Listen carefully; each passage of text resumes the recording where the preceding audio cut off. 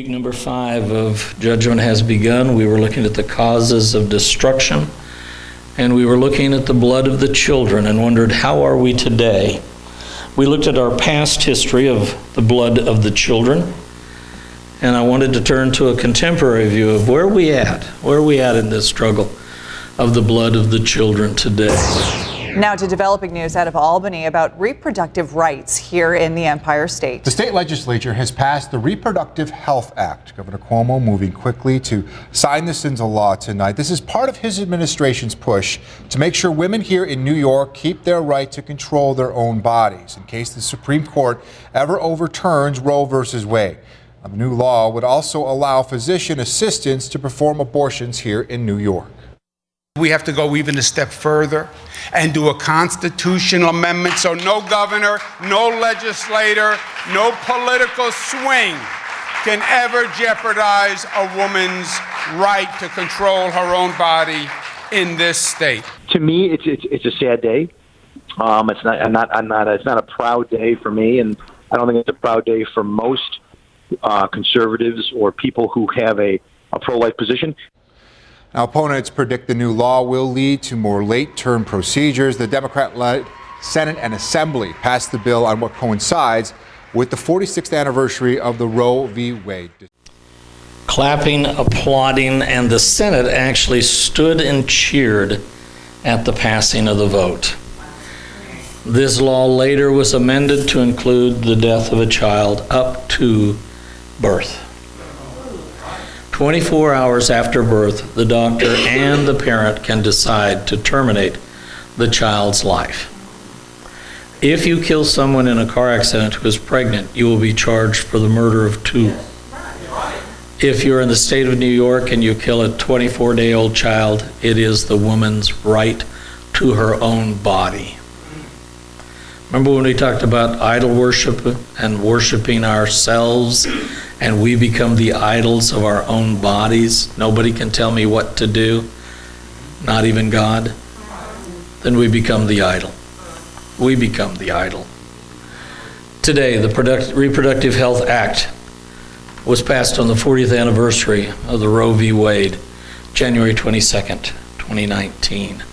Again, history repeats itself. These dates do matter.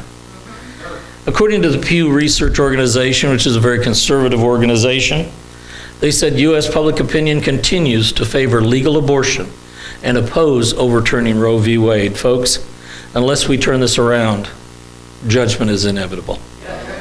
We cannot kill and have the blood of children on our nation's hands and favor it and still have the favor of God. I mean, the two don't go together at all. According to this Pew result, now I blocked out their littering because it was very small and very pale. It was gray color, and I put the numbers up there for us. Of the percentage of U.S. adults in 2019 who say that abortion should be legal all the time is 27%. Those who believe it should be legal most of the time is 34%. Those that should be legal most of the time is 26%. Those that say it should be legal all the time is 12%. 1% didn't know where they were or what they were doing. And so those who thought that it should be legal either all or most of the time is 61%. Those who thought it should be illegal all or most of the time is 38%. That is not a majority in God's eyes. However, we can plead upon the mercy of God and say, if we can find 10 righteous people in Sodom, will you spare the city? And at least we are at a 1/3 of the city. 1/3 of our country still is clamoring for righteousness. On a religious affiliation, the ones who believed that it should be legal or illegal, those are the two simple ones. 77% of the white evangelical Protestants, in other words, the conservative right churches, believe that it should be against the law. 40% of the white mainline Protestants believe that it should be against the law, and the others believe, 60% think it should be legal. Of the black Protestant, 36%, Catholics, 44%. Those who are unaffiliated in church favor abortion, 83%. 83%. So your faith does matter. The weaker and the less firm your faith, the more liberal you become. I'm sorry, that's just the way it is. Liberal progressives are trying to go away from God, and the more you become liberal progressive, the more you will turn your back on God, and you will wonder later why your life is a wreck. Guess what? You don't have to look very far. You have given up your place with God, and you are paying the price. Replacing RGB, that's of course our Supreme Court Justice who recently passed away, with a woman like Amy Coney Barrett is beyond tokenism, it's an affront. Now this is Newsweek magazine. Newsweek magazine. Bridget Kelly, one of their key writers, said, appointing Barrett could well result in the overturning of Roe v. Wade, and the assault on sexual and reproductive rights will not stop there. Again, the worship of the human body, the worship of humans over the deity. If Trump succeeds in appointing such a staunch opponent of reproductive rights to the court, reproductive rights sounds so much better than the slaughter of children, doesn't it? It really does. It sounds so much better than the slaughter of unborn children and born children. He'll advance his own agenda of turning women's rights back 50 years. Now, boy, that just makes every woman mad. And did you know that there are women in the church who are fighting desperately for women's rights and for the rights of a woman to be herself and to find herself, and you're falling into the trap of an unscriptural stand of submission and authority? I'm sorry, but that's the way it is. You may not like it and you can hate me, but it's because I'm holding the Bible in front of me that you're angry. Roe v. Wade, according to Planned Parenthood, the constitutional right to access safe and legal abortion, 73% of the American public oppose overturning Roe v. Wade. Here's what some of the major news outlets said. 538 is ABC News, by the way, that's their polling organization. What Coney Barrett's confirmation could mean for Roe v. Wade. A look at Amy Coney Barrett's record on abortion. Will Amy Coney Barrett overturn Roe v. Wade? She's just a Supreme Court justice. She's not Wonder Woman. Exactly. She's not going to be Adolf Hitler, okay? She has no rights and she has no power. Could it change the vote of the people? Yes, it could change the vote of the people. Could they overturn a lawsuit that cries for the rights of the unborn? Yes. But they've turned it into one-note song. One-note song.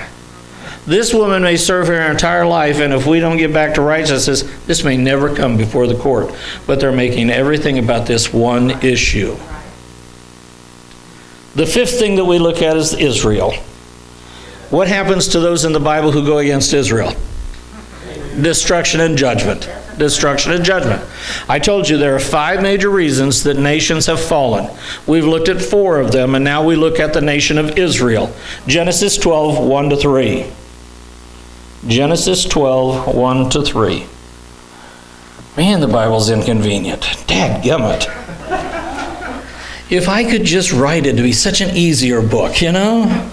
But that God actually thinks he knows best. He thinks he knows better than we do. How many of you thought you knew better than your parents when you were 20? How many of us know that we didn't know better when we were 20? Yeah, welcome to my world. Okay, Genesis 12, 1-3 says, Now the Lord said to Abram, Go forth from your country and from your relatives and from your father's house to the land which I will show you, and I will make you a great nation, and I will bless you and make your name great, and so you shall be a blessing. I will bless those who bless you, and the one who curses you I will curse. And in you all the families of the earth will be blessed. Isn't it amazing again that the more liberal and progressive you become, the more you hate Israel? What a coincidence. What a coincidence. The more liberal and progressive you become, the more an enemy of Israel you become. I wonder if the devil has an agenda. Isaiah 62:1. I mean, the world wishes that there was no connection between these things, but there is. The world wishes that we could just say those dumb Bible thumpers don't know what they're saying, and that's good for your generation, good for your mom and daddy, but it's not for me. Yes, it is. Isaiah 62:1 says, "For Zion's sake I will not keep silent, and for Jerusalem's sake I will not keep quiet, until her righteousness goes forth like brightness, and her salvation like a torch that is burning." This is God speaking. He is looking to spread the righteousness of Israel and Jerusalem throughout the world. It is through the Jews that we became Christians. Amen? He gave them the land. They have the land. Get over it. Globally, the United States is the largest population of Jews in the world. We've been blessed. Globally, we have been the most welcoming to the Jews. We have been blessed. Number 3, we have been the most prosperous country for Jews in the planet. We have been blessed. We have had more freedom of worship for the Jews in the United States from the very founding of our country. They have had the freedom to build synagogues alongside our churches. And we've been blessed. And we've had Jewish leadership in politics. Amen? We've had Jewish leadership in politics, and we have been blessed globally. So in the past, we have been completely blessed. Since 1948, there has been no better friend in the global community than America. Have we agreed on everything? No. Have we squabbled like friends? Yes, we have. We've actually fought like family sometimes. We've disagreed like family. But there is no doubt that there's been no better friend in the world than the United States, and we have been blessed. We have been blessed. Until 2009, 2017, when a president decided that it was not of the interest of the United States to be a friend to Israel. Ambassador reveals how Obama undermined Israel.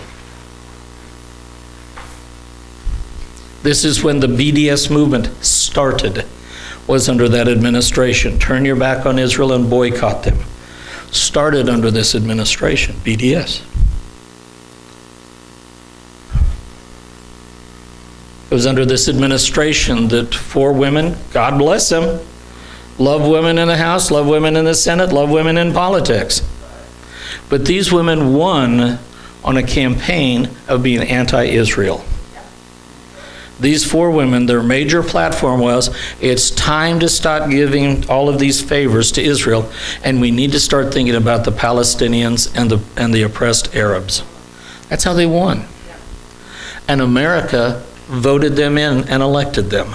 Their districts voted them in. And that means it's the will of the people, and that voice is heard by God. God's looking to see, what does your house stand for? And when we elect these 4,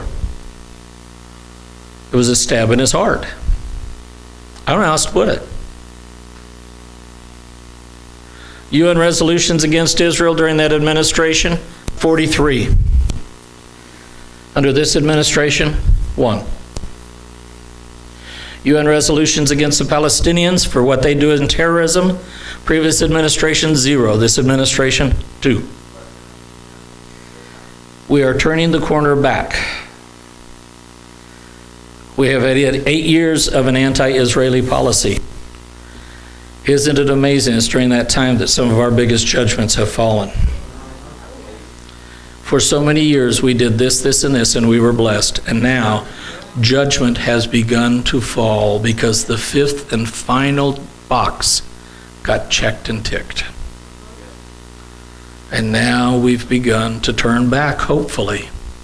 In 1995, a Republican Congress was under what was called the Republican Revolution, led by Newt Gingrich, was the author of the Republican Revolution. And part of that, they passed the Jerusalem Embassy Act. A 6-month waiver was signed by Clinton, Bush, Obama, and Trump, which said, we're not going to sign it into law, we're not going to sign it into law, we're not going to sign it into law, but we're for it. We're for it. We think it's a good thing. But every 6 months, it renewed itself and renewed itself, kind of like our Microsoft Windows. But anyway, it renewed itself, and you either signed it into law or you didn't sign it into law. And every one of those presidents started under the Clinton administration. Every one of them signed the waiver to not move the embassy. In 2017, 90-0, the Senate reaffirmed the Embassy Act to celebrate the 50th anniversary of Jerusalem reunification. And they said, we believe the president should honor it. Now, folks, this was purely a token vote. This was one of those things where they said, yes, we're standing with Israel, we love Israel, and the president should sign it. But we don't really care if he does, okay?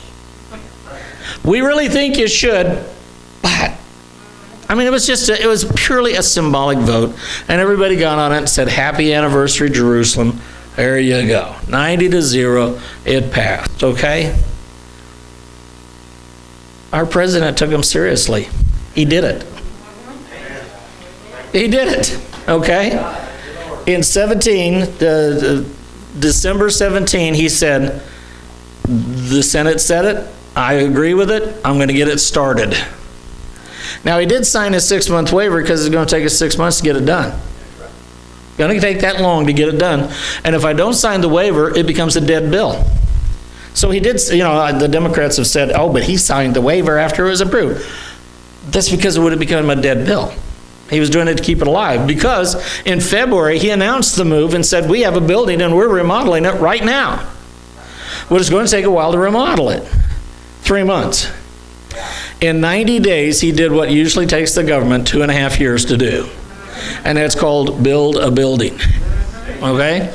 The embassy was opened May 18, 2018, on the 40th anniversary of Israeli Declaration of Independence. Our president understands symbolism.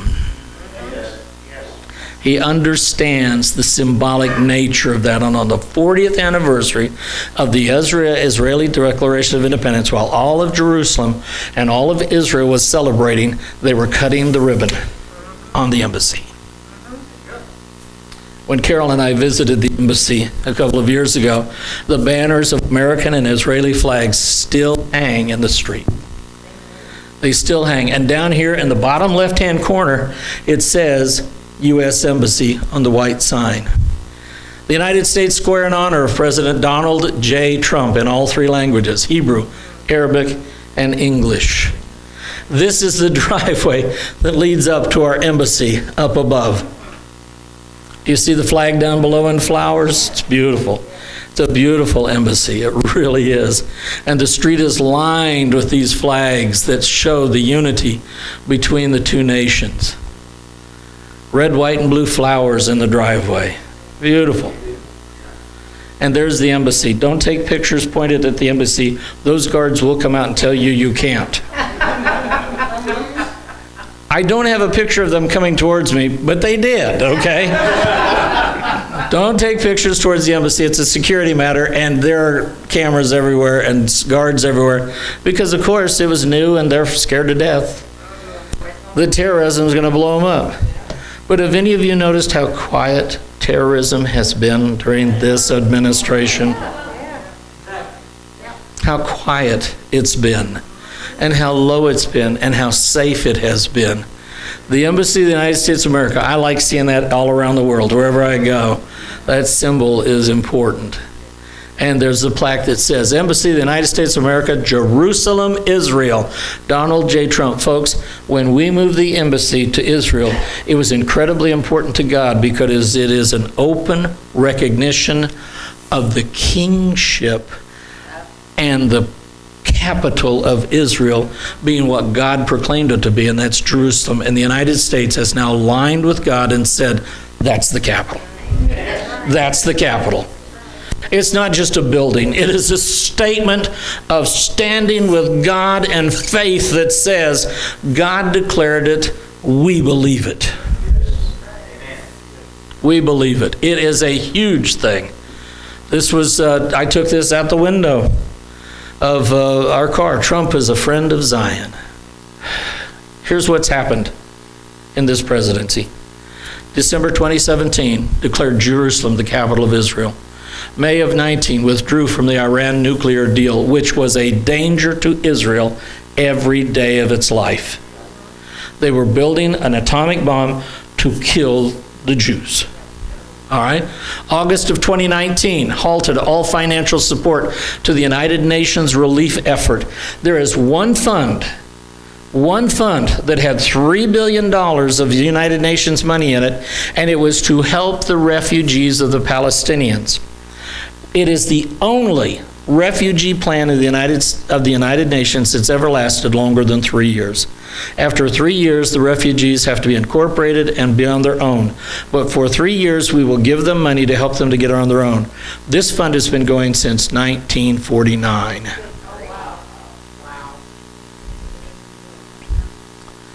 And the United Nations itself admitted that over 2/3, you can look this up, over 2/3 of the money that was given to the United Nations Relief Fund was ending up in bombs and weapons in the Gaza Strip.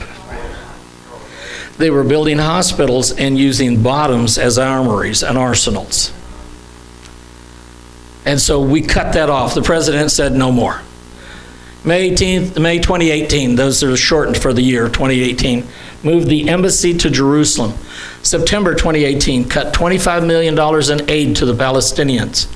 September 18, closed the PLO office in D.C., terrorist organization with an office in our capital. Our president stopped that.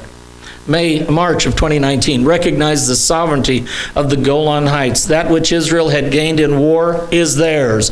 It has always been such. Otherwise, we're all going to have to start living in teepees and give our houses back. All right? You want to talk about land reclamation? How far back do you go? Who did the Indians take it from? Let's resurrect that tribe and let the Indians move off. How far back do you go where you say, okay, now that's who are the original aborigines of that tribe? It's ridiculous. It's ridiculous. And in 2020, on November of 2019, we reversed the 40-year United States policy that Israeli West Bank settlements were illegal. We turned that back and said, it is land that they won. We have offered it to the Palestinians for 50 years. If you want a separate state, we're willing to give up land for peace. We will give up land for peace. We will give up land for peace. They gave up the Sinai Peninsula, which has oil, for peace. They gave up the Gaza Strip, which has ports, for peace. They gave up the West Bank of the Jordan River, which is fertile farmland, for peace. The only people who have not been for a two-state policy is one of the other states, the Palestinians. Because they have one fabled, mythical dream: to drive the Jews into the sea and to get all the land back. It ain't gonna happen. It's not gonna happen. The judgment has begun. The causes of destruction, we said. Sodom was destroyed for the sin that was there. The handwriting on the wall was symbolic of what your leadership does. When Belshazzar saw the handwriting on the wall, and our president turned the Capitol into a rainbow to celebrate it. It's the heart of your leadership. Where's your leadership's heart? Then we looked at idol worship.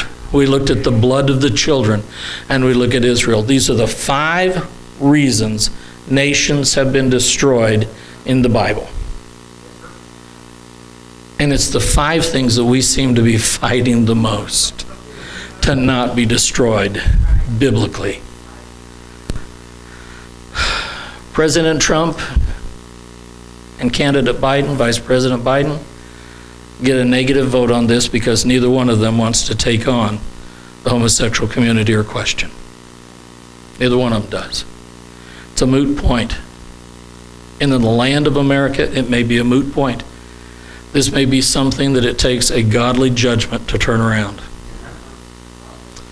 We don't hate anybody. It's not hate to stand for the word. God is willing that none should perish and that all be saved.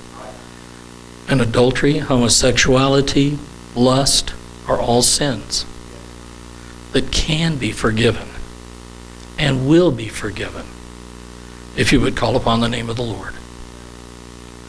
The handwriting on the wall, I believe that our leadership's heart has turned, and President Trump does get a plus in the handwriting on the wall. He has stood for biblical principles as much as he is able. President Biden does not stand on, or Vice President Biden does not stand on a plus sign in any of these areas. Idol worship, again, as we portrayed it, the largely atheist, humanist view that we don't stand for the Bible and we worship the creation rather than the Creator. President Trump has tried to turn us around in many of those biblical issues. President Biden promotes those issues. The blood of the children, there's no doubt where he stands on that particular issue. He has admitted publicly that at one time he helped Planned Parenthood and stood for them, but that's when he thought they were really helping women. Now he realized they're about killing children more than helping women. That's a big statement to make. That's a big public statement to make. So I put him in the plus column for that. And I don't think there's any question about Israel. Biden said if the Palestinians could find a way to drive the Jews into the sea, then they should try, because they may get support from the Senate. Now that's when he was running last time, okay? The last time he ran for president, not this time. This time he's a little older, a little smarter, and doesn't say those things out in public. But he's on record, and you can find him on YouTube saying so many, many, many times in his own voice. So I am not telling you how to vote, please. I don't care who you vote for. I'm just telling you, if you're going to vote biblically, on one of them, neither one of them wins. Neither one of them. We can't support them on the area of sodomy at all. Either one. But if you're going to vote, Dr. James Dobson said, I think it is a disgrace that half the Christians in America aren't even registered to vote. And of those who are, only half of those go to the polls. When we withhold our influence and participation, we yield by default to those who promote the immoral and destructive policies. How do you think these laws got enacted? Because the church stayed home and said, oh, well, God's in control. God's in control, but he's in control of you, and he tells you to take an active part. You either fight for your freedom or you sleep through the loss of your freedom. Period. Billy Graham. In a world that might say one vote doesn't matter, it does matter because each person is of infinite worth and value to God. Your vote is a declaration of importance as a person and as a citizen. And I would add that your vote and how you vote is being tallied by God in heaven to see whether or not he is the king of your life or if man is the king of your life. And to heck with this country, I'm talking about your eternal stand with God as his partner or as his enemy. God's watching what box you tick. It is your statement of faith. To heck who's in the White House, will you stand on biblical principles or will you stand with the world and feel real good about yourself?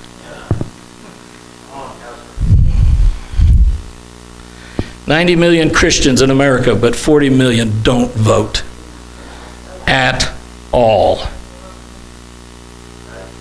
Turn to Proverbs 14:34 with me. Do you understand that had the previous administration been carried on to where we are now, not the man, he can only serve the 2 terms, but if that mindset would have gone on at the way that we were going, I probably could have not preached today's sermon. Remember, memories can be short, but remember, I was going online and watching webinars from Washington, D.C. on how to preach against homosexuality without getting jailed. I was in webinars with Christian lawyers saying, how can you speak about the issues of abortion and not be arrested because of hate speech? You are going to be nabbed for hate speech. Had we progressed 3.5 more years into the way that we were going, but as fast as our country turned and went to the right, to turn to a corner, we've turned back. One election makes a difference. Proverbs 14:34 says, righteousness exalts a nation, but sin is a disgrace to any people. Sin is a disgrace. And if you're standing up and saying, yeah, but my best friends are that way, there's still sin. Still sin. We do not excuse the sin in our congregation, we call it out. If heterosexuals have an adultery, we're going to come talk to you about it. We're going to talk to you about it. We're going to give you the opportunity to repent and change. If you're into pornography, if you're an alcoholic or a drug addict, we're going to come and talk to you, and we're going to try and help you, and we're going to do everything we can to love you out of that situation. But we do not excuse the sin. It is a disgrace to a nation. Therefore, take America back and vote the Bible. I don't care what party it is, if they're standing for the Bible, I'm going to back them. I don't care. I'm registered at one party, but if I have to change because my party is not supporting the Bible, I'll do it. I will do it. I will vote that which supports the Bible. And I think it's been clear in 5 weeks of where America stands and where it needs to stand, be biblical. Just to be biblical. We are not fighting flesh and blood. We are fighting against principalities and powers and spiritual darkness. Amen?